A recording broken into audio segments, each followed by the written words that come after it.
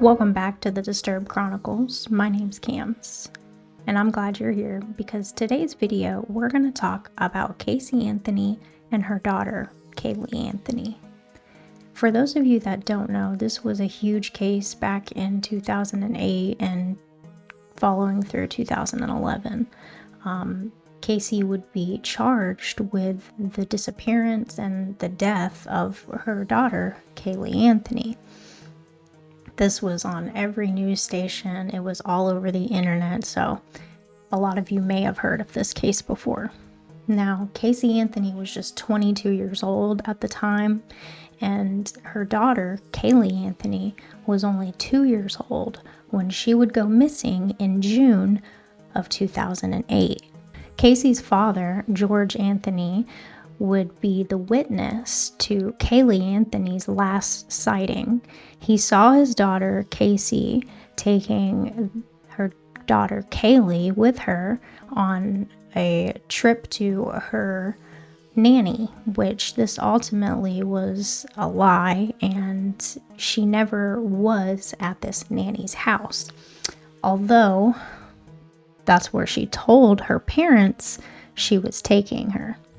About 30 days later, George Anthony, Casey's father, discovered that Casey's car was abandoned and it had been impounded, so he went to go pick up the vehicle. And when Casey's father, George, showed up to get the impounded vehicle, that's when he realized that the car had a terrible rancid smell. So when he investigated the trunk of that vehicle, he noticed the stench coming from the trunk, and he could only describe that as a decomposing body. So later that day, Caylee Anthony was reported missing on July 15th by her grandmother, Cindy Anthony, which was Casey's mother.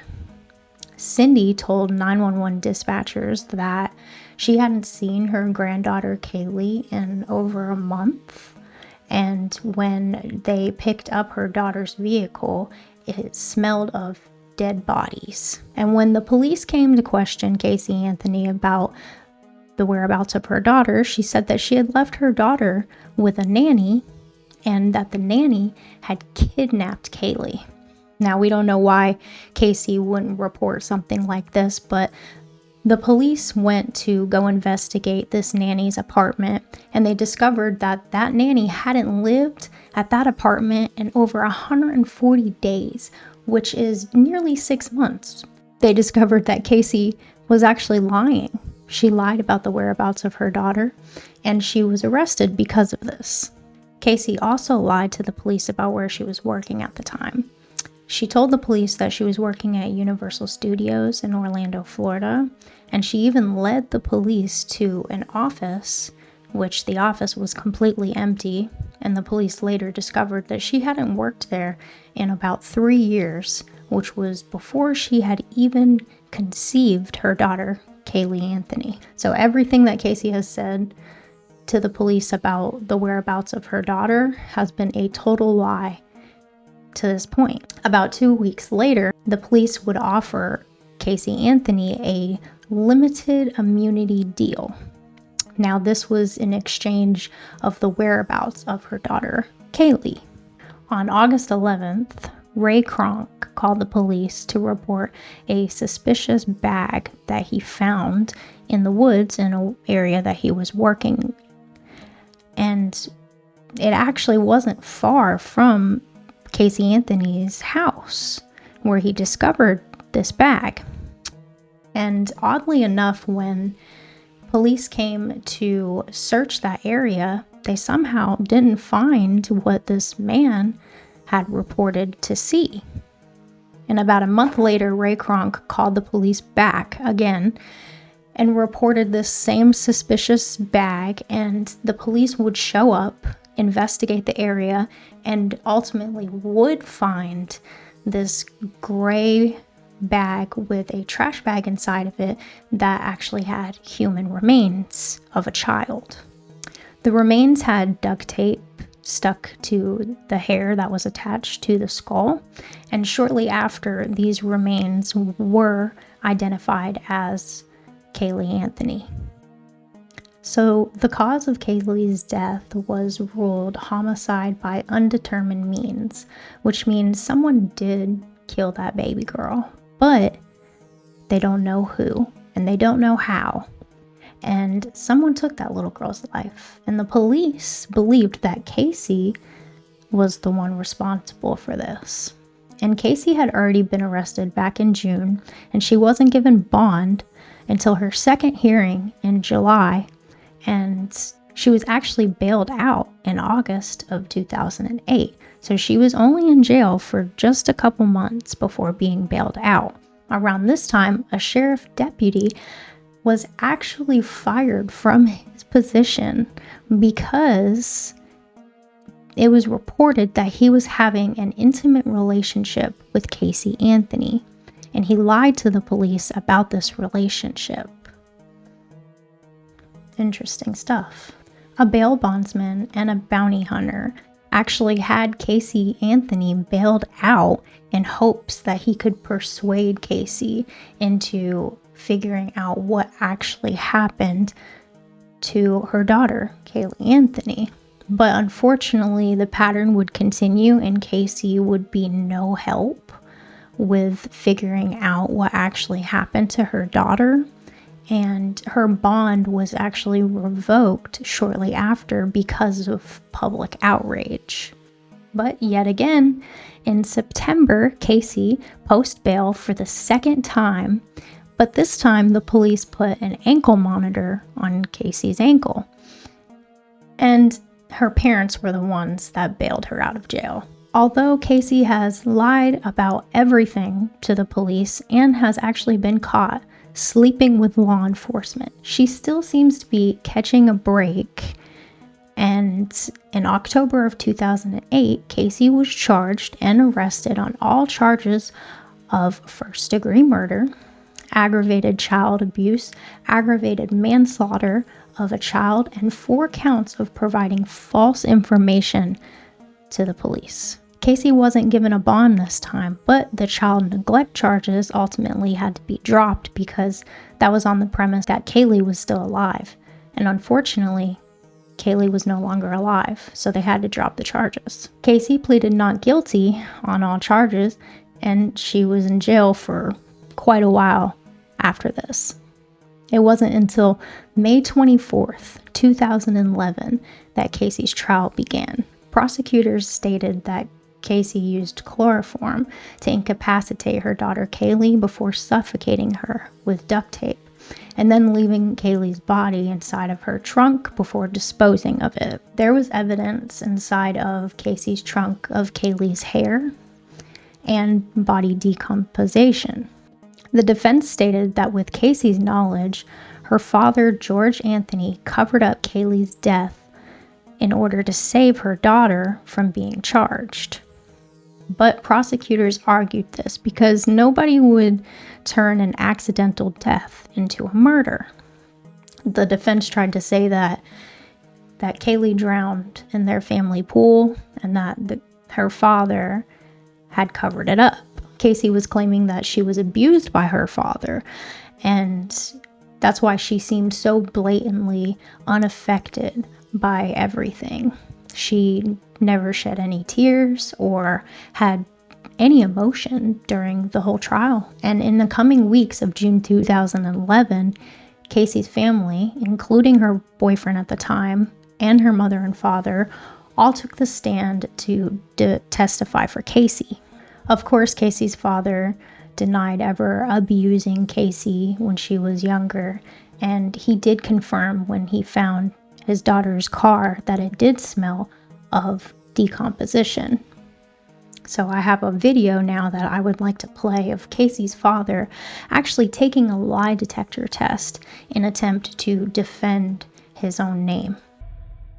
Did you knowingly conceal Caylee's whereabouts? No. I mean, I didn't know where she was at. Correct, that's all I'm asking. So the question again, did you knowingly conceal Caylee's whereabouts? No. Okay, so you're struggling with that one a little bit. Tell me why.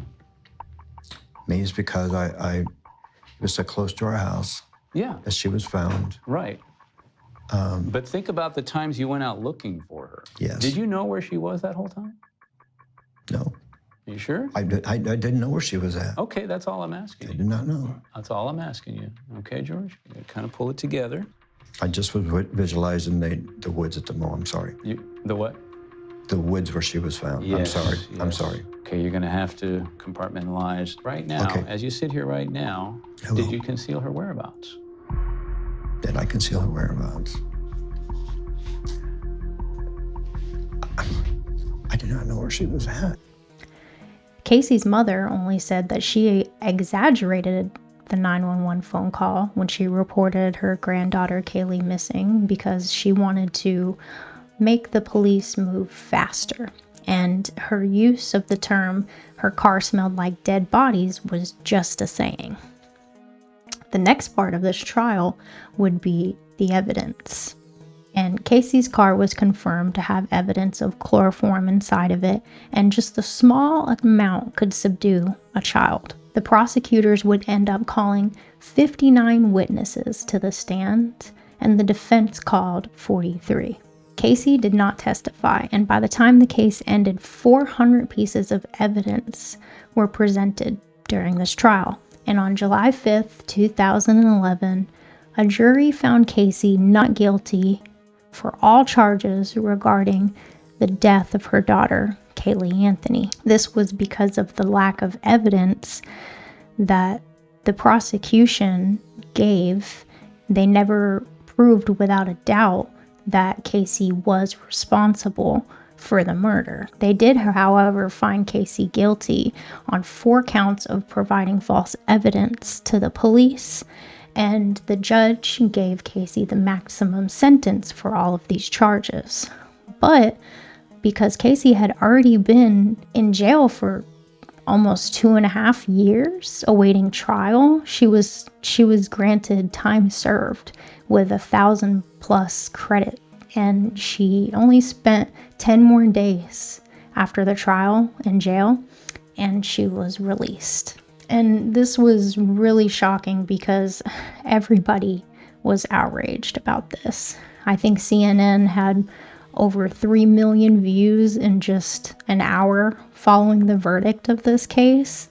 And along with all of the public outrage, social media platforms, and thousands of people protesting outside with, their signs. And it was stated that at least 64% of the outrage was from women that believed Casey was probably guilty. However, a lot of men were found to actually be supporting Casey, holding up signs that said, "We love and support you, Caylee Anthony." The gender gap was blamed on a woman's maternal instinct. And I was actually living not far from Orlando, Florida, when this case was happening. And me being too young to understand the volume of this case at the time, I can strictly remember my mother being very upset about this case. Unfortunately, it's been nearly 17 years, and we've never figured out who actually killed Caylee Anthony. Her case still remains open till this day.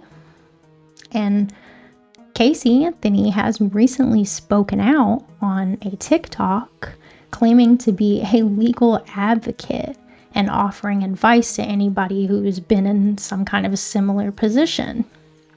And a lot of people are calling it a money grab, considering she's received over 3 million views.